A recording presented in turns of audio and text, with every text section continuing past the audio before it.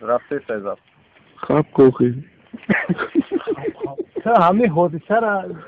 همه چطله همه مهده با کدام سبب اومدی در همه جا همه واقع را روی دادیم ما هم بلیارد بازی میکردیم بعد بیاد از زدیم نیچیا بعد همین با فینال بازی کردیم که بای دادم قرار ما همینجا آوردمش همینجا گفتیم هیچ کلا نگه که ما بای دادم همینجا به